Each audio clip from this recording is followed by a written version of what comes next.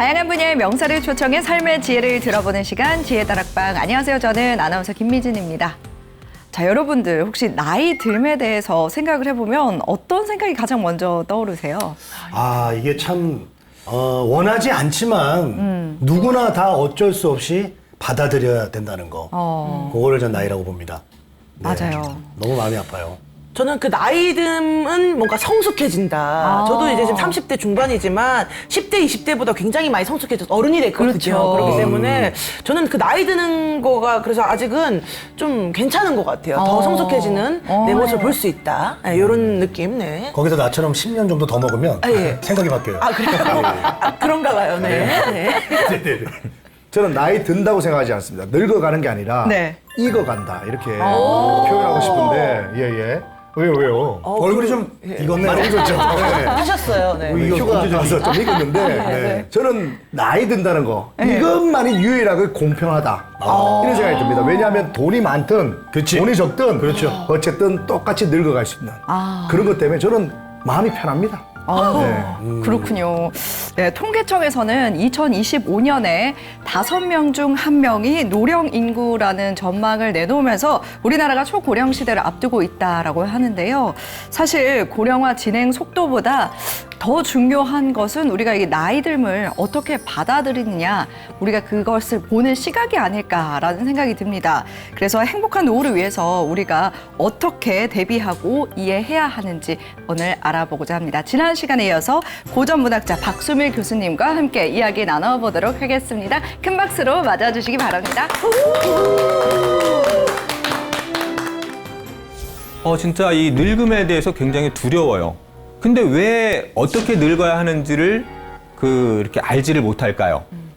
첫사랑이 왜 실패할 확률이 높은 거죠? 처음이니까 서툴잖아요. 네. 아, 이게 노년을 발견의 시간이라고 이렇게 이제 얘기를 하고 있네요. 흰머리가 나오는 걸 발견하게 되고 그런 발견. 줄이 생겼네. 막 보게 네. 되죠. 목주름 또 생겼네. 아이적 늙은이 보고 백발을 비웃더니 그동안의 아이들이 나 웃을 줄 어이알리. 아이야 웃지 마라. 나도 웃던 아이로다. 네.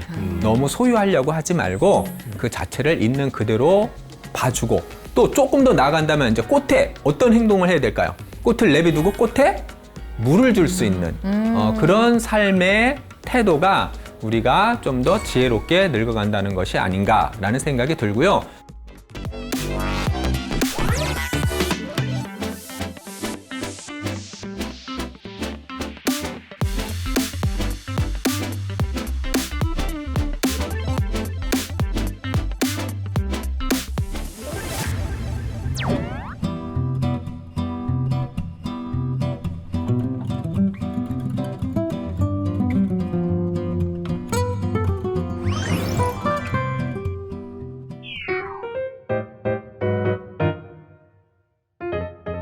안녕하세요. 반갑습니다.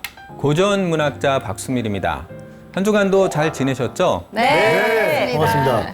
교수님, 지난 시간에 고전 속의 삶과 죽음이라는 주제로 우리 분위기를 좀 어둡게 해주셨거든요.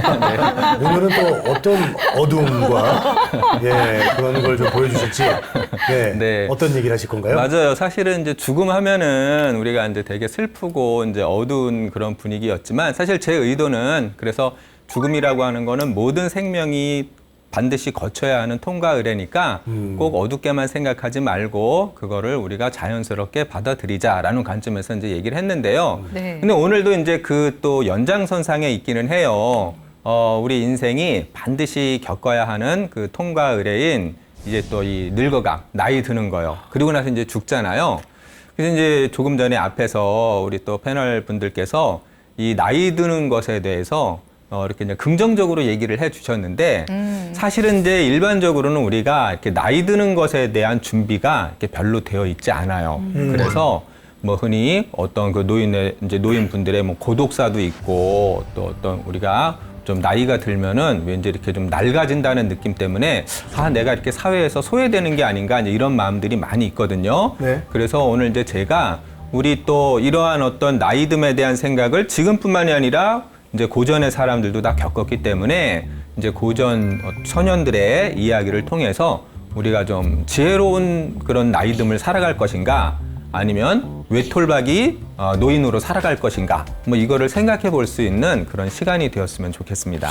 근데 예나 지금이나 그 늙는 거에 대해서 사람들이 되게 두려워하고 네. 좋아하지 않잖아요. 맞아요. 근데 오늘 굳이 얘기할 필요가 없다는 게 네. 그 진시황조차도 네. 불로초를 먹으면서 네. 자기가 엄청 오랫동안 살 거라 했지만 네, 맞아요. 불로 장생을 못 했습니다. 네. 그럼 굳이 오늘 얘기 들을 필요가 있을까요? 맞아요. 어차피 다 죽는 건데. 이 진시황은 저 천하를 다 소유했어요. 네. 저기 이제 더군다나 이 중국의 어떤 모든 나라를 통일했잖아요. 그러니까 권력과 돈을 다 가졌는데 딱 하나 해결하지 못한 문제가 있었던 거죠. 그러니까 그게 뭐겠어요? 영생이죠? 맞아요. 그러니까 죽음.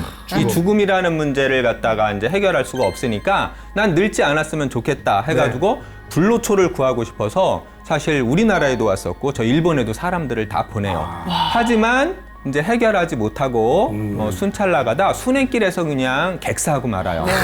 그게 사실은 우리 인간의 이제 모습이기는 해요.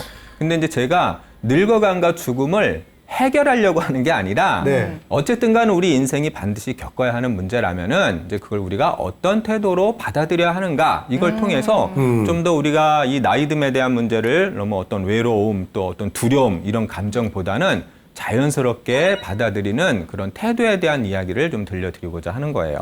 네. 자, 그러면은 한번 여러분과 함께 오늘 나이듦에 대한 그 선현의 지혜 한번 이제 펼쳐가 보기로 할 텐데요. 먼저는 뭐 동서양을 물어나고 우리가 이제 늘 나이가 들잖아요. 그래서 옛날 또 유명한 사람들은 이 나이듦에 대해서 어떻게 얘기했는지 한번 가볍게 한번 이제 볼게요. 보니까 이제 맨 처음 우리가 어떻게 늙어야 하는지를 알고 있는 사람은 드물다라고 이제 이렇게 했는데 좀 맞는 것 같아요. 맞아요. 그래서 우리가 진짜 이 늙음에 대해서 굉장히 두려워요. 근데 왜 어떻게 늙어야 하는지를 이렇게 알지를 못할까요? 아마도 그것은 한 번도 겪어보지 않았기 때문에, 그러니까 처음 겪는 거기 때문에. 첫사랑이 왜 실패할 확률이 높은 거죠? 처음이니까 서툴잖아요. 네. 그러니까 늙음이라고 하는 것도 반복되는 경험이 아니라 우리 인생에서 처음 맞이하는 그런 어떤 죽음의 과정 속에 있는 길이다 보니까 이제 처음 맞으면서 그것이 서툴고 두려운 거예요. 그래서 이제 이런 이야기가 있는 거고, 어떤 빅토르 유고라고 하는 또 이제 19세기의 위대한 그런 이제 소설가 있잖아요. 그런 얘기를 했네요. 40살은 청년의 노년기이며 50살은 노년의 청년기이다. 그러니까 이게 이제 19세기 인물이거든요. 19세기 때도 저렇게 늙어감에 대한 생각을 했어요. 그런데 40살이 청년의 노년기고 50살은 노년의 청년기라고 했다는 거는 노년기의 시작을 몇 살로 보는 거죠? 50으로 보는 거죠. 근데 이제 지금 21세기예요. 저라면은 이제 저거는 바뀔 것 같아요. 바뀌어야죠. 여러분이라면 저 40살과 50살 대신에 몇 살을 넣을 것 같습니까? 한 70살은 넣어야 되지 않을까. 70살이 청년의 노년기이다? 그 경남 합천 가면요. 네. 그 도골 뒤에 네. 김충산 할아버지 아직도 67세인데 청년회장입니다. 청년회장이에요. 67세가. 그 말씀을 듣고 보니까 네. 저희 동네도 그래요. 제 고향도. 네네. 네, 저 고향도 저희 어머님이 지금 8순이신데 네. 되게 젊은 축에 속하세요. 그죠. 네, 이제 그런 걸 보면은 또 그렇게 틀리지도 않는데 그건 젊은 사람들이 저 다 빠져나가서 없는 곳으로 없어서 하는 거예요. 네, 맞아요. 그래요. 그것도 또 사람이 없어서 그런 거예요. 네, 정확한 진실이세요. 아마 이렇게 보편적으로 본다면은 70부터 좀 약간 노인의 느낌이 나니까 지금이라면 한 이제 60살이 청년의 노년기이고 이제 70살부터 이게 노년기의 시작이다라고 보는 게 좋을 것 같아요. 네. 그래서 지금은 환갑을 치르는 분도 없습니다. 맞아요. 그만큼 과거와 달리 네. 이제 우리가 훨씬 많이 과학기술의 힘을 빌리는 것도 있고 또 어떤 삶의 질의 문제도 있고 하다 보니까 조금 더 노년이라고 하는 게 이제 늦춰져 있습니다. 네, 그거 생각을 해보시면 될 것 같고요. 또 이 오스카 와일드라고 하는 또 유명한 극작가가 이런 얘기를 했네요. 나이 드는 것의 비극은 마음이 늙지 않고 젊다는 데 있다. 이제 이게 이제 무슨 얘기냐면은 우리가 이렇게 이제 육체는 늙어가는데 육체가 늙어간다고 해서 이 마음마저 늙는 건 아니잖아요. 그렇죠. 예, 이게 나이가 들어도요. 사랑을 하고 싶은 마음은 똑같아요. 또 열심히 놀러 다니고 싶고. 네. 뭐 지금은 물론 이제 늙었다는 표현을 할 수가 없는 그런 어떤 이제 챙챙한 나이지만은 사실은 순식간입니다. 교수님 네. 너무 와닿는 게 네. 지금도 마음이 20대입니다. 저는. 지금도 이도영 씨 나이트 그쵸. 가고 싶죠? 네, 그런 마음도 있고, 뭐 엄청 놀고 싶은 마음이 너무 네. 큰데, 야, 이제는 콧구멍 안에 있는 네. 흰털이 나옵니다. 맞아요. 그리고 여기 구렛나루 쪽에 흰털이 막 나오는데 그러니까요, 네. 마음은 아직도 20대인데 몸이 늙어가고 있거라는 걸 느껴질 때 네. 너무 서운합니다. 맞아요. 지금 40대인 거죠? 40대 중반이죠. 네, 40대 벌써 중반이에요. 그러니까 청춘이 엊그제 같았는데 어느새 이제 40대이고. 아직도 많이 놀지도 못했어요. 맞아요. 저도 벌써 이게 지금 50대를 살아가고 있고, 네, 지금 그렇답니다. 그래서 이제 그런 어떤 여러 가지 생각이 많을 텐데, 오늘 한번 뒤에 이야기를 통해서 같이 한번 공감을 해보는 시간이 되었으면 좋겠고요. 늙는다는 것은 우리들 얼굴보다 마음에 주름을 지게 한다. 네, 그런 것 같아요. 그래서 늙는다는 게, 물론 얼굴에 주름도 있지만 마음에 어떤 계속 주름이 생겨요. 뭔가 두렵고 외로워지고 이제 그런 마음이 있습니다. 근데 잘 생각을 해보면 이 주름을 갖다가 물론 이제 과학기술의 힘으로 좀 줄일 수는 있어요. 그러나 늘어가는 주름을 줄일 수는 없어요. 맞아요. 근데 마음의 주름은 없앨 수도 있는 거예요. 그러니까 우리가 이 마음에 생기는 주름을 이제 없애면서 살아가면 훨씬 더 삶이 의욕적이고 재밌겠죠. 네. 그래서 그것에 대해서 한번 같이 생각을 해보기로 해요. 네. 네. 자, 시작은 한번 또 서양 또 인물의 이야기를 한번 제가 전해드릴게요. 나는 나이를 먹어간다는 사실을 두려워하고 있는 사람들에게 노년은 발견의 시간이라고 말해주고 싶다. 만약 그가 무엇을 발견한다는 말이요? 이렇게 묻는다면 혼자 힘으로 발견하셔야 합니다. 그렇지 않으면 발견이 아닐 테니까요. 라고 대답할 수밖에 없을 것이다. 제가 이게 좀 인상 깊었던 게, 이게 노년을 발견의 시간이라고 이렇게 이제 얘기를 하고 있네요. 그죠? 네. 근데 어떻게 좀 와 닿나요? 와닿죠. 흰머리가 나오는 걸 발견하게 되고. 그런 발견. 주름이 생겼네. 막 보게 네. 되죠. 목주름 또 생겼네. 저는 그 약간 노년은 왠지 발견보다는 뭔가 깨달음, 네. 그리고 뭐 그런 걸로 뉘우침 이런 떠오르고. 거 같이 생각했는데 네. 또 여기서 발견이라고 하니까 또 되게 새로운 것 같아요. 네, 맞아요. 뭐 우리가 이제 노년은 깨달음, 무슨 무언가를 깨닫고 지혜다라고 얘기를 하고 있는데, 근데 이제 그거와 달리 발견이라고 한 이유가 이렇게 이제 어떤 흰머리를 발견하고 주름을 발견하는 게 아니라 이제 그런 어떤 육체적인 의미가 아니라 이게 그러니까 이게 언어라고 하는 게 우리 한국어가 되게 이렇게 그 어떤 은유, 함축이 많다 보기 맞아요. 때문에 예. 그거 이해하기가 늘 어려운 거예요. 여기서 이제 발견은 발견은? 저는 이제 그렇게 이해를 하고 있어요. 이제 뭐냐면은 기존에는 내가 이제 어떤 관습적이고 그다음에 어떤 우리가 어떤 삶에 쫓겨가지고 맨날 경쟁하면서 늘 어떤 뭐라래나 물질적인 성공을 위해 달려왔다면 네. 이제 이 나이를 먹어가면서는 그것과는 달리 새로운 무언가를 찾아야 된다는 거예요. 이 발견이라는 것은 무언가를 이렇게 찾아내는 적극적이고 의지적인 행위거든요. 그걸 통해 발견해 나가는 거잖아요. 그러니까 기존의 관성적이고 타성적인 삶에서 이제 벗어나서 내가 이 늙어가는 나이에 무언가 내 자신이 어떤 새로운 것을 갖다가 찾아나가는 행위로서의 발견인 거예요.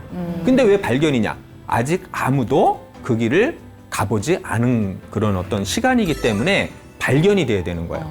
근데 그거는 이제 각자의 삶마다 다 다른 거라고 생각을 해요. 저뿐만이 아니라 여러분 자신도 이 나이가 드는 것을 어떤 각각의 삶의 방식이 다르기 때문에 각자가 스스로 적극적으로 찾아내서 내 삶을 더 풍요롭게 만들어내야 된다고 이렇게 생각을 합니다.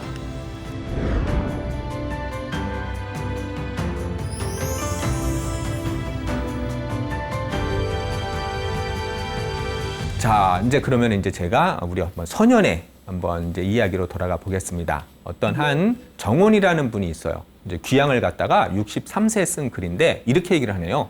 어려서 배우는 것은 해가 떠오를 때와 같고 젊어서 배우는 것은 해가 한가운데 있는 것과 같고 늙어서 배우는 것은 밤에 촛불을 들고 있는 것과 같다. 이렇게 이제 비유를 했는데 살짝 좀 비유는 이해가 가죠. 네. 젊은 시절은 해가 챙챙한 가운데. 근데 늙으면 우리가 황혼이라고 얘기를 하잖아요. 네. 그러니까 그때는 이제 해가 사라졌어요. 촛불 켜잖아요, 옛날에는. 그래서 촛불 들고 있는 것과 같대요. 그러면 여러분들은 해가 비추는 게 좋아요? 촛불이 비추는 게 좋아요? 해가 비치겠죠. 물론 해가 비추는 게 그렇죠. 왜냐면은 그 그냥 강렬하고 온 세상을 이렇게 환하게 비치잖아요. 네. 근데 이게 또 촛불의 맛이라는 게 있어요. 이게 이 촛불이라고 하는 건 저는 되게 뭔가 이렇게 은은하고 그렇잖아요. 햇볕은 이렇게 챙챙해가지고 너무 밝아요. 근데 이 햇빛은 오히려 그 어둠을 갖다가 은은하게 밝혀주면서 이렇게 운치가 있어요. 저같이 홀로 있는 사람은 오히려 이렇게 촛불이 갖는 그런 힘을 되게 좋아하는 것 같아요. 그러니까 각각의 맛이 다 있다는 거예요. 그래서 촛불로 밤을 밝혀도 어떻게 돼요? 그래도 어둠은 밝아질 수가 있어요. 그러니까 꼭 한낮의 햇볕만이 환히 비추는 게 아니라 촛불도 자기의 역할이 있다. 비록 그것이 다르지만은 밝게 비춘다는 사실은 같으니까 그 맛이 오히려 더 참되다라고 이렇게 이야기를 하고 있습니다. 근데 왠지 살짝 이렇게 좀 동의를 안 하려는 듯한 그런 느낌도 있죠. 네. 그래도 햇빛이 나은 거 아니야? 그러나 생각하기에 따라서는 이 촛불이 갖는 그런 운치, 밝음, 요거를 느껴봤으면 좋겠고요. 이 늙음이라고 하는 것은 사실은 우리가 이제 나이가 든다고 하는 거는 그만큼 이제 어떤 경륜이 이제 풍부해지는 거잖아요. 그래서 좀 더 지혜가 이렇게 좀 많아질 수가 있어요. 그래서 이제 과거에는 이렇게 좀 뭔가 이렇게 성숙하지 못하기 때문에 무언가를 겪고 나서 바로 이렇게 곧바로 반응을 하고 그래서 너무 쉽게 상처를 주고받지만 이제 그런 많은 경험을 통해서 좀 더 성숙한 그런 어떤 좀 아까 이제 익어간다라는 표현을 했었죠. 네. 그건 익어가는 인생이 이제 노년이라고 생각을 합니다. 자, 그렇지만은 이제 우리 저 고전 인물들 똑같아요. 이 나이 드는 것에 대해서 다 이렇게 좀 더 두려워하고 또 슬퍼하고 그렇습니다. 그런 거 한번 몇 편 볼게요. 이거 되게 유명한 글이거든요. 탈로가 늙음을 탄식하는 노래라고 하는 이제 그런 시조거든요. 네. 좀 많이 알려져 있는 시조인데, 요거 한번 우리 저 김명선님이 한번 읽어봐 주실까요? 네, 알겠습니다. 네. 탈로가 아이적 늙은이 보고 백발을 비웃더니 그동안의 아이들이 나 웃을 줄 어이알리. 아이야 웃지 마라. 나도 웃던 아이로다. 네. 늙고 병이 드니 백발을 어이하리. 소년 행락이 어제로운 듯 하다마는 어디가 이 얼굴 가지고 옛 내로다 하리우. 네, 맞아요. 우리 아이 시절에는 이 흰머리 보면은 아이고 저기 뭐야 이렇게 이제 꼬부랑 뭐 할머니 할아버지야라고 막 웃잖아요. 네. 그쵸? 근데 내가 그동안 벌써 늙어버렸어. 그러니까 이제 애들이 나를 보고 어우 저기 뭐 꼬부랑 할아버지 머리 흰해 막 이제 이렇게 웃는 거예요. 그러니까 아이야 웃지 마라. 나도 예전에는 그 웃던 아이였어. 그렇죠. 그래서 너도 언젠가는 곧 이제 늙을 거야. 이런 얘기고요. 이제 밑에도 우리가 이제 늙어가면은 늘 흰머리. 그러니까 예전 사람들도 이 늙어감의 상징이 세 가지가 있어요. 네. 뭐겠어요? 하나는 머리가 휘어지는 거. 또 주름, 하나는 뭐겠어요? 주름이 늘어가는 거. 네. 또 하나는 뭘까요? 허리가 굽는 거. 허리가 굽는 거. 허리 굽으죠. 근데 그 얘기는 별로 없어요. 병든 거. 병든 거. 병든 거야 뭐 이빨 사실은. 이빨. 맞아요. 이가 빠져. 이가 빠지는 이가 거. 빠져. 그래서 우리가 그걸 이제 낙치라고 하는데 이 세 가지가 이제 사실은 그 나이듦에 굉장히 상징적인 걸로 이제 글에 많이 나오더라고요. 그리고 이제 늘 병이 많이 생기고. 맞아요. 그러니 이 흰머리를 어떻게 하겠냐. 내가 이제 소년, 그 젊은 시절에 즐겁게 놀던 거, 그거 엊그제 같은데, 이제 내가 이 어디가 이 얼굴 가지고 이거 옛날에 나야. 너무 변해버렸어. 늙어버렸어. 우리가 아무리 아름답고 또 잘생기고 예쁜 얼굴도 나이가 들면서 그거를 막을 수는 없잖아요. 네. 물론 이제 현대 사회는 그 과학기술의 힘이 있어서 네. 조금 이제 늦출 수는 있어요. 네.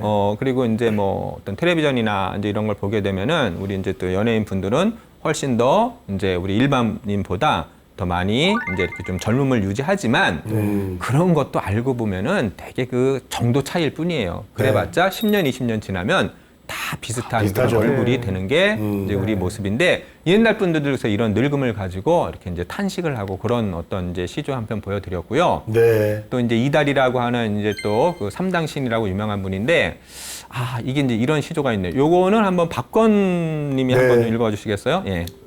사람만 늙게 하네. 봄바람도 공평하지 않아서 온갖 나무에 꽃 피우며 사람만 늙게 하네.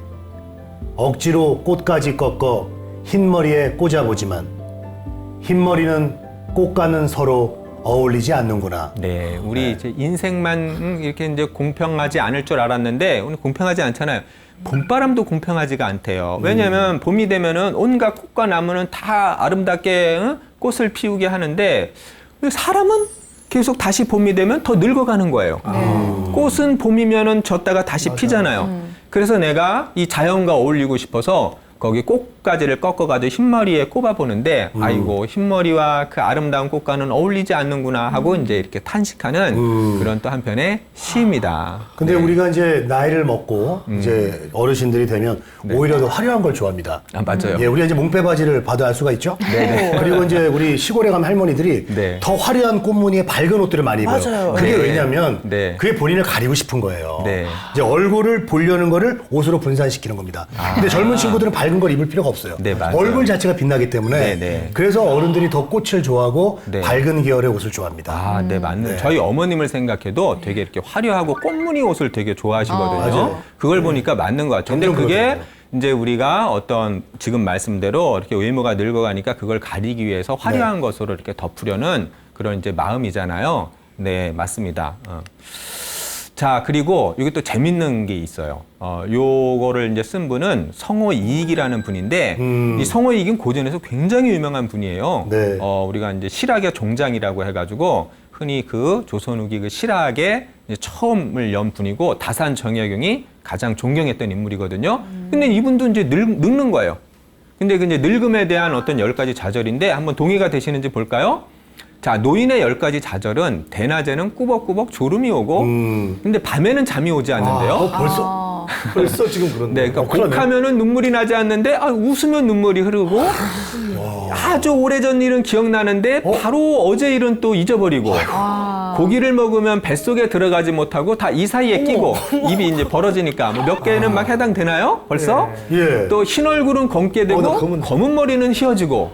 근데 이게 이제 어떤 송나라 태평노인의 이제 수증금에 나오는 글이래요. 그래서 이제 이게 여기에 더 보충을 해봐요. 본인의 이제 그 늙어감을 이제 이렇게 생각을 해본 거예요. 그랬더니 눈을 가늘게 뜨고 멀리 보면은 보이는데 가까이 보면은 이게 이제 오히려 안 보여요. 그죠? 그리고 또 제가 가로를 친 이유가 또 우리가 한번 이렇게 나이가 들면서 느끼는 내가 어떤 그 늙어간다는 어떤 징후 뭐 이제 이런 거를 한번 여러분도 한번 생각을 해봤으면 해가지고 이렇게 한번 이제 물어본 거거든. 가로를 쳤거든요. 네. 한번 여러분이라면 여기 어떤 걸 넣겠어요? 네, 나이 듦의 어떤 그런 징후? 네. 자고 일어났더니 베개 자국이 선명하네요. 아, 그래요? 그거는 뭐 젊은 시절에도 그런 거 근데 아닌가? 이게 네. 젊을 때는 바로 이게 탱탱하니까. 탱탱하게 회복이 되는데 회복력이 빠른데. 제가 아침에 잡으려면 네. 지금 저녁쯤 돼야 이게 탱탱하게 아, 그렇구나. 네, 다시 맞아요. 이게 나옵니다. 노화, 이제 피부가. 그러니까 근데 이게 생기를 이제 잃잖아요. 근데 앞에 문장이랑 약간 뭐 연관성이 있는 거 아니에요? 네, 보니까 이제 뭐 비슷한 것도 있긴 하네요. 뭐 또 더 한번 말씀해 보실 분 있나요? 그 어른들은 되게 새벽에 일찍 깨잖아요. 잠이 네네. 없어지잖아요. 그래서 뭔가 좀 뭐 일찍 눈을 뜨는 것이다? 뭐 이런 거. 아, 그건 이제 앞에도 이제 나오긴 그렇죠. 했네. 네, 앞에 이제 제침에. 했습니다. 네. 아, 그랬군요. 네. 잘 들으셔야 돼요. 얘가 지금 늙지 않아가 걱정이 없어요. 그러네. 우리 지금 그런 거 제기정이 같아요. 없어. 네, 제일 막내라 보니까. 네, 그래서 맞아요. 이동엽하고 저만 지금 관심이 지금 공감하고 야 어떻게 네, 늙어갈까 별 관심이 고민하지. 없는 얘는 거야. 뭐 아직 나는 멀었다. 한 네, 20년 이런 남으니까. 생각이 있는 것 같아요. 네. 저 말 그러나- 그대로 하면 될 것 같은데 눈을 가늘게 뜨고 멀리 보면 오히려 분별이 되나 크게 떠서 가까이 보면 도리어 희미한 것은 근시인 것이다. 이렇게 희미하며 그대로 하고 이제 그 다음에 또 다른 거를 얘기한 건데 이제 성호익은 이렇게 얘기를 하더라고요. 뭐냐면은 이제 이렇게 이제 뭐죠? 자주 배가 고픈데 근데 밥상에 막상 앉으면은 입맛이 없어지고 네.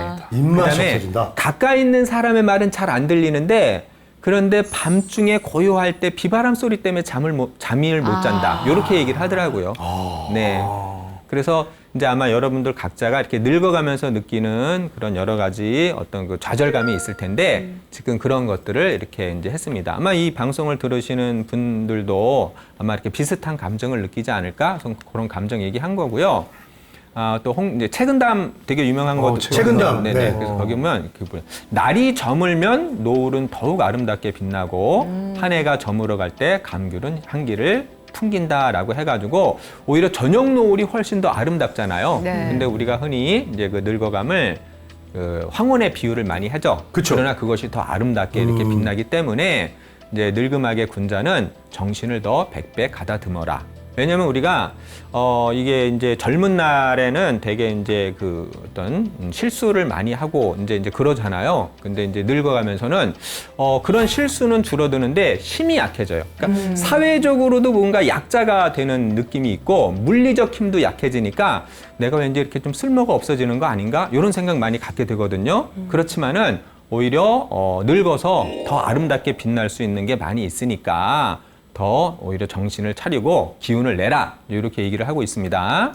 아니 근데 아까 저 앞에 글을 보니까요. 네. 요즘 젊은 분들이나 뭐 나이 드신 분이든 늙는 게 너무 싫어가지고 안티 에이징이다, 뭐 맞아요. 항뭐 노하다, 뭐 이런 네, 것들부터 네, 시작해서 네. 동안 하잖아요. 네. 저도 동안 따라가다 보니까 키조차도 동안이거든요. 웬만한 초등학생 키 딱 맞춰서 네. 살거든요. 근데 저 글쓴이 아까 봤을 때는 저분은 늙는 거를 너무 자연스럽게 받아들이는 게 아닐까라는 생각이 네, 들어요. 맞아요. 그러니까 오늘날에는 물론 이제 과학기술이 있기 때문에 그 힘을 빌려서 안티에이징, 그래서 늙음을 막고 싶고 이제 이런 시도를 많이 하잖아요. 그러니까 우리가 그걸 뭐라고 할 수는 없을 것 같아요. 그죠? 그럼 왜냐면 우리가 더 젊어지고 싶은 욕망이 있는 거예요. 네. 하지만 조금 더 지혜로운 마음을 갖는다면은 그래서 그걸로 인해서 의기소침하거나 피하려고 하기보다는 모든 생명이 겪는 그런 자연스러운 과정이니까 그걸 일단은 자연스럽게 받아들이고 그런 늙어감 속에서 나의 마음 태도를 어떻게 바꿈으로 해서 좀 더 건강하고 생기 있게 살아가느냐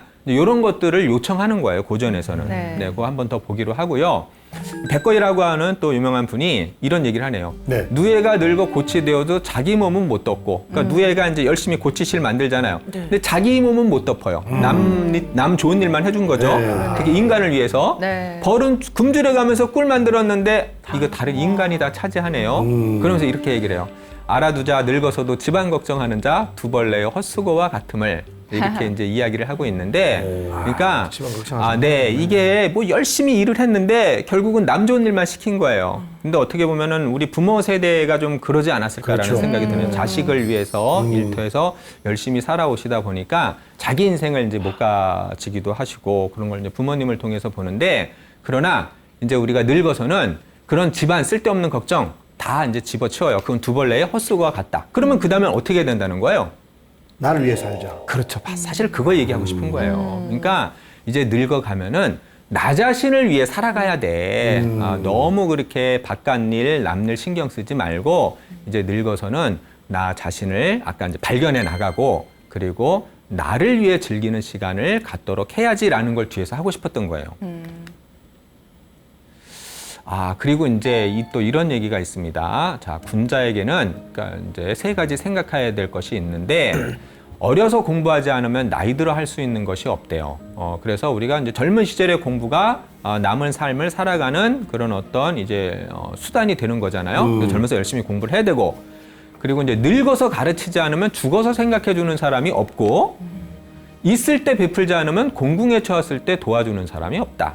그렇기 때문에 젊어서는 그 나이 들 때를 생각해 좀 열심히 공부를 하고, 여기서 공부가요 꼭 지식 공부만 얘기하는 게 아닙니다.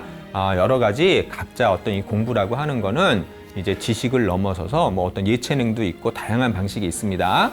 그리고 늙어서는 죽은 뒤를 생각해 남을 가르치며, 이제 풍족할 때는 공부할 때를 생각해 베풀어야 한다라고 했는데, 자, 늙어서는 남을 가르치라고 해요. 동의가 되나요? 아니요. 왜 안 될까요? 꼰대라고 하잖아요. 네, 맞아요. 나 때는 말이야 이렇게 하잖아요. 그러니까 진짜 이거 남을 가르치는 건 그걸 꼰대잖아요. 막 훈계하고. 여기서 이제 그 가르치라고 하는 건 그래서 그렇게 막 훈계하고 지적질하라는 뜻이 아니라 사실은 이제 남에게 본이 되는 모습을 보이라는 그런 의미예요. 네, 맞아요. 그냥 막 오히려 막 훈계하고, 더군다나 이게 나이가 들면은 더 이렇게 막 가르치려고 하는 게 있잖아요. 근데 그러면 꼰대가 되는 거야. 근데 여기서 이 가르친다고 하는 의미는 그런 의미가 아니고 내가 좀 본이 되는, 그래서 그걸 통해서 내 가족이나 동료가 내가 죽은 다음에 나를 기억하고 추모할 수 있도록 하라는 거죠. 이게 저 훈계하고 그러면은 추모 안 해요. 오히려 더 빨리 있습니다. 이제 그런 의미로 이렇게 이해를 하셔서 좀 삶에서 남에게 본이 되라는 거 너무 또 어렵게 생각하시면 안 돼요. 이렇게 따뜻한 말 한마디, 이렇게 작은 베품이 누군가 나를 내가 죽었을 때 그거를 더 이렇게 추억하는 법입니다. 그리고 또 늙음하게 해야 될 일도 이야기를 했네요. 먼저 말을 그치라고 하네요. 이거 저도 이제 이렇게 많이 경험하는데 나이가 들수록 이렇게 말이 많아질까요? 말이 많아집니다. 네. 그래서 참 그 주변에 있는 사람이 좀 피곤해하는 경우가 많은데 근데 이제 말을 좀 이렇게 좀 조절하라 하고 이야기를 하고 있습니다. 그래서 그러나 집안의 일상적인 말은 해야죠. 그러나 이제 이렇게 좀 뭐라 그러죠? 막 남의 일에 간섭하고 그러는 걸 무엇을 떤다라고 하죠? 주책. 주책을 떤다. 오지랖. 예, 이것저것 오지랖. 간섭하는. 네, 그래서 그런 오지랖을 해서는 안 되고, 그래서 하고 싶은 말을 절반으로 줄일 수 있어야 돼요. 이게 우리가 나이 들어가면서 되게 이렇게 이제 조심해야 되는 거라고 생각을 하고요. 남을 웃기게 해야 하는 말은 다른 거예요. 그런 차원이 아니고, 네, 이제 이렇게 여러 사람이 모인 자리에서 이제 막 그렇게 막 이것저것 오지랖. 네, 이제 그런 걸 얘기하는 안 거고요. 하는 게, 네. 경영을 끊으래요. 너무 여기저기 간섭하면 안 된대요. 그리고 학업을 넓히는 공부는 끊어서는 안 되겠지만 이것저것 막 손대면 안 된대요. 늙어서는. 이것저것 많이 하시나요? 막 이것도 투자하고 저것도 막 사업하고 예. 그 조심하라고 그러는데요. 아, 너무 하고 많이, 싶은데 큰일 났네. 너무 벌려놔가지고. 아, 그래요? 아직 노인 아니니까. 네. 아, 노인은 아니에요. 아직은 네, 아니니까. 그런 이제 차차 이렇게 줄여가셔야 돼요. 줄여가야 네, 돼요. 나이가 들면서. 나이가 들수록 그러니까 말을 줄이라고 그러잖아요. 입을 닫고 네. 지갑을 열어라. 네, 네. 그런 말 맞아요. 있지 않습니까? 맞아요. 어떻게 오늘 쏘시나요? 네, 적극적으로 네, 저 얼마든지 쏠 수 있고요. 네, 그러면은 네, 알겠습니다. 네. 저도 모르게 네, 또 이런 또 어떤 상황이 생겼네요. 아이고, 오늘 한 끼 해결했네. 좋습니다. 자, 그럼 또 계속 진행을 해볼까요? 네. 그리고 이제 이 장영광 이제 이 학자는 지금 계속 이어지는 거고요. 이어서 사시에 맡기라고 하는 말이 이제 좀 물 흐르는 대로 이렇게 이제 자연스럽게 해야지 그걸 좀 이렇게 어영부영 대충 해서는 안 된다는 거예요. 네, 그래서 그거를 순리에 맞게 계획대로 잘 하라. 이제 이렇게 늙음하게 해야 될 일을 우리에게 이제 권고를 했고요. 그다음에 이렇게 경계할 것도 있대요. 왜냐하면은 젊을 때는 색을 경계해야 되고 아무래도 이제 막 끓잖아요. 그다음에 이제 장년에 이르면은 혈기가 강하기 때문에 싸움을 경계해야 된대요. 네, 이것저것 막 다툼. 그럼 안 돼요. 늙어서는 이제 혈기는 다 쇠잔했어. 근데 무엇을 경계하라고 하네요? 여기는 뭘까요? 우리가 늙어서 경계해야 될 것. 저는 늙어서는 네. 투자를 경계해야 된다. 지금 이제 본인의 또 경험. 혈기에서 투자를 경계하는. 여기 사실은 답이 뭐냐면 무력이래요, 무력. 탐욕 아니요? 네, 탐욕 비슷할 수 있는데, 탐욕. 네, 어떤 것에 대한 이렇게 집착, 오히려 이렇게 좀 더 비움의 지혜를 알아야 되는데 더 욕심이 늘어나나 봐요. 그래서 투자 딱 맞잖아요. 네네 맞아요. 네. 그런 거 조심해야 되는 거죠. 네, 그래서 물력. 욕심을 좀 줄이고 네. 오히려 이렇게 비움의 어떤 그런 이제 지혜를 갖춰야 된다라고 이야기를 하고 있습니다. 이제 제가 이제 이런 것을 이제 제가 좋아하는데 이제 고전을 읽다 보면은 이제 옛 사람들도 이렇게 어떤 이제 늙어감에 대한 그런 어떤 이제 생각을 하는 게 있는데 요건 좀 사연이 좀 있어요. 여러분 저 이옥이라는 사람 이름 사실은 좀 안 들어보셨죠? 이옥이요? 이옥. 이옥. 네. 남자일까요? 여자일까요? 일단은 여자예요. 남자일 여자. 것 같습니다. 네, 사실은 이제 남자 이름이 이제 여자 같죠? 근데 네, 이제 남자인데 아주 간단하게 이제 전사만 설명하자면 우리 이제 개혁 군주의 상징이 정조임금인데 이 정조임금이 야, 오늘날 이렇게 세상이 뭔가 이렇게 세태가 이렇게 병든 거는 문체가 뭔가 잘못됐기 때문이다. 이제 옛날에는 워낙 육아에 그런 도덕적인 고전의 글을 중시했거든요. 그래서 이제 그런 어떤 문체를 갖다 단속해다. 바르고 고운 글을 써야 된다. 해가지고 그걸 우리가 문체반정이라고 해요. 중국으로부터 들어오는 책도 다 막고 또 어떤 서양 학문, 천주교 이제 이런 것들을 이제 막았는데 여기에 유일하게 희생된 사람이 이옥이라는 사람이에요. 그래서 이제 이옥이 저 화성시, 화성 사람인데 공부를 잘해가지고 저 성균관에까지 들어가요. 네. 그래서 이제 거기서 공부를 하는데 성균관은 워낙에 똑똑한 인재들이 모인 곳이라서 임금이 가끔 와가지고 이렇게 모의고사 치는 것도 보고 그래요. 근데 이제 이옥의 글 가운데 문체가 어떤 고전처럼 이렇게 바른 글이 아니라 그 당시에 유행하는 흔히 이제 그걸 폐간문학이라고 하거든요. 그런 문체가 있어가지고 정조가 이제 반성문을 써라 이렇게 좀 반성문도 쓰고 또 그 벌로 군대도 갔다 와요. 군대를 몇 번 갔다 왔는지 아세요? 3번. 맞추셨어요. 네. 어떻게 하죠?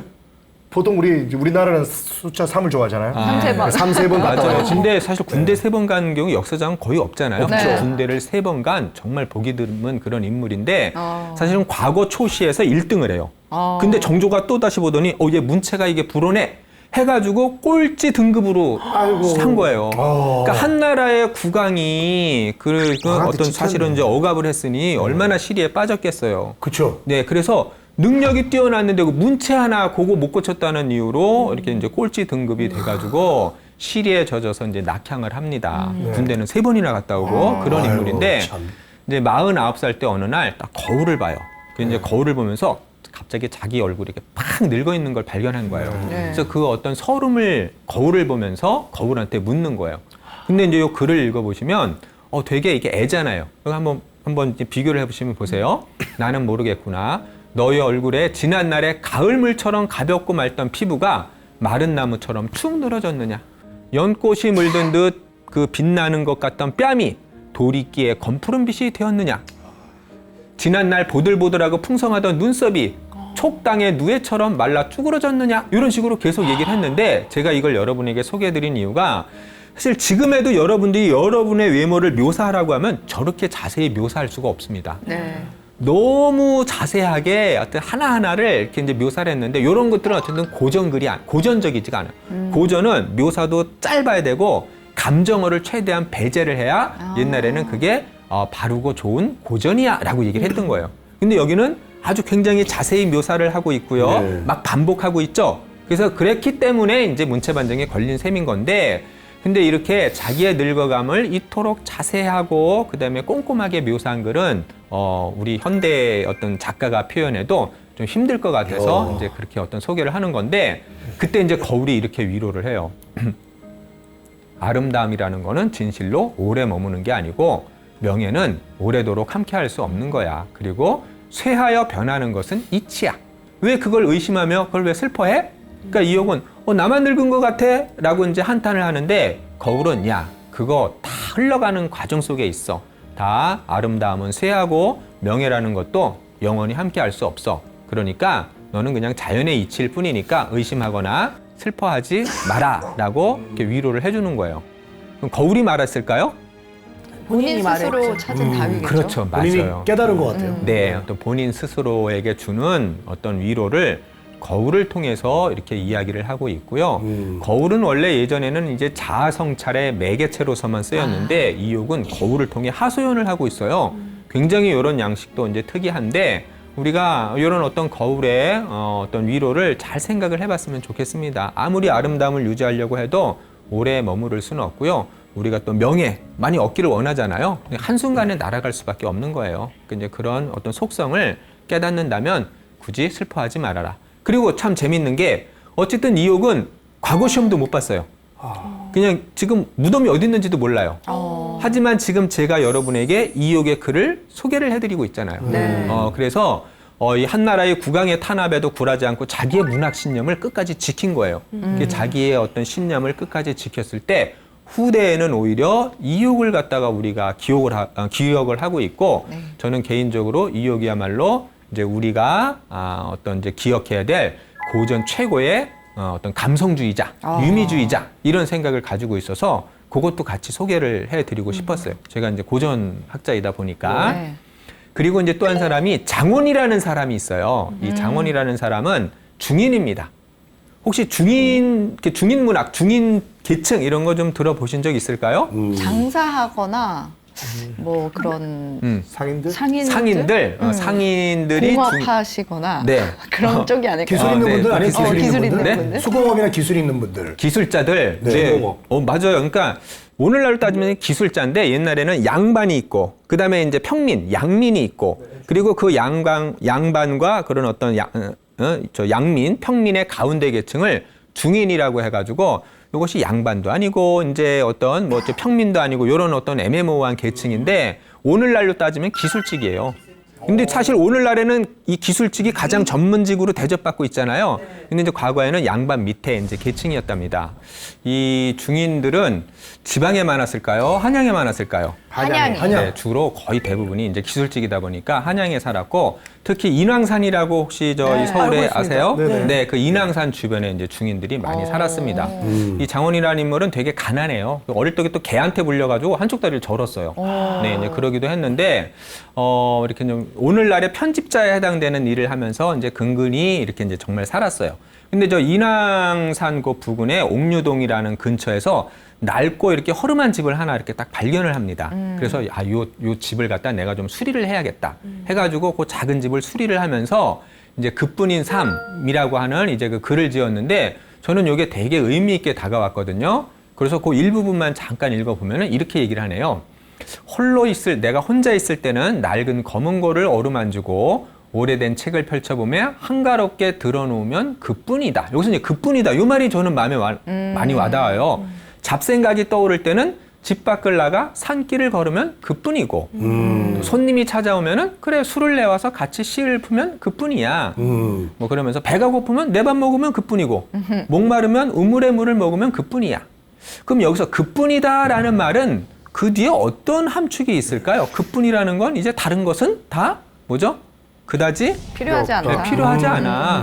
나는 뭐 그런 거 부럽지 않아. 난 이걸로 그냥 만족해, 자족해 이런 거예요. 그래서 해가 저물면 그냥 내 집에서 쉬면 그뿐이고 비 내리는 아침, 눈 오는 한낮, 저물녘에 노을, 새벽의 달빛은 이 그윽한 집의 신비로운 운침으로 다른 사람에게 말해주기 어렵다 하면서 이제 날마다 스스로 즐기다가 자손에게 물려주는 것, 그것이 내 평생의 소망이다.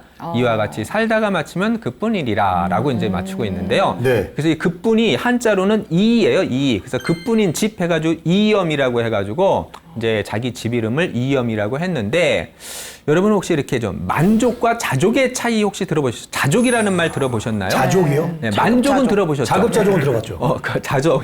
거기서도 자족이 쓰이네요. 예. 만족, 자족. 이 차이에 대해서 생각해 보신 적 없죠?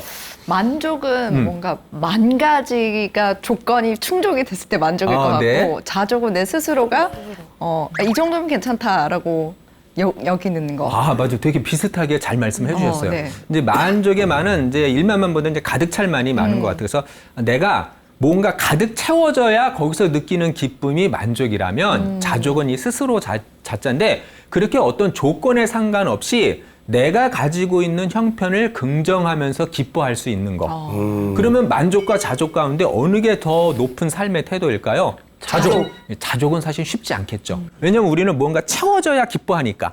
근데 내가 가지고 있는 것만으로 그것을 감사하면서 그걸 긍정할 수 있는 삶의 태도, 그게 자족인데 지금 여기 그뿐이 바로 그런 자족의 태도를 말하는 네. 거예요. 그러니까 우리는 남이 가진 것만 욕망하다 죽는 것 같아요. 맞아요. 내가 가지고 있는 것도 다 누리지 못하면서. 그러니까 여기서 이 장원이 주는 교훈은 내가 가지고 있는 거를 한번 잘 돌아보고 그거를 긍정하면서 내가 가지고 있는 현재의 삶을 기뻐하면서 그뿐이야. 나머지 뭐 부럽지 않아. 이런 삶의 태도를 갖는다면은 적게 가지고도 이렇게 늙어가면서 나이 들면서 좀 더 행복하게 살 수 있는 게 아닐까라는 의미에서 제가 요거를 이제 마지막으로 이렇게 소개를 해드렸습니다. 그래서 오늘 이제 정리를 한다면 네. 그런 것 같아요. 우리가 이제 젊어서는 꽃을 보면 어때요? 예쁜 꽃을 보면 어떤 마음이 들어요? 산길 가다 꽃을 봤습니다. 꽃을 꺾어서 가지고 싶죠. 네. 근데 이제 나이 들면서는 꽃을 그대로 바라봐주는 태도가 필요한 것 같아요. 너무 소유하려고 하지 말고 그 자체를 있는 그대로 봐주고 또 조금 더 나아간다면 이제 꽃에 어떤 행동을 해야 될까요? 꽃을 내비두고 꽃에 물을 줄 수 있는 그런 삶의 태도가 우리가 좀 더 지혜롭게 늙어간다는 것이 아닌가라는 생각이 들고요. 제가 뒤에 지금 정리를 안 한 게 아직 한 번 더 남았기 때문에 그때 이제 좀 더 우리가 나이 들매 지혜를 조금 더 구체적으로 이야기해 보려고 합니다. 그래서 오늘은 일단 여기까지 마치도록 하겠습니다. 네. 고맙습니다. 네, 지혜롭게 늙어가는 방법에 대해서 오늘 지혜 다락방에서 재밌게 풀어주셨는데요. 다음 주 이 시간에도 알찬 강연으로 찾아뵙는다고 하니까 기대 많이 하도록 하겠습니다. 오늘 지혜 다락방 여기서 마무리하도록 하겠습니다. 다음 주 이 시간에도 함께해요.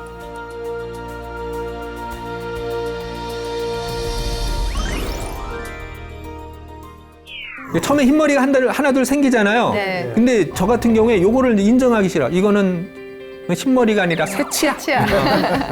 오는 백발 막대로 치려 했더니 백발이 제 먼저 알고 지름길로 오더라. 와.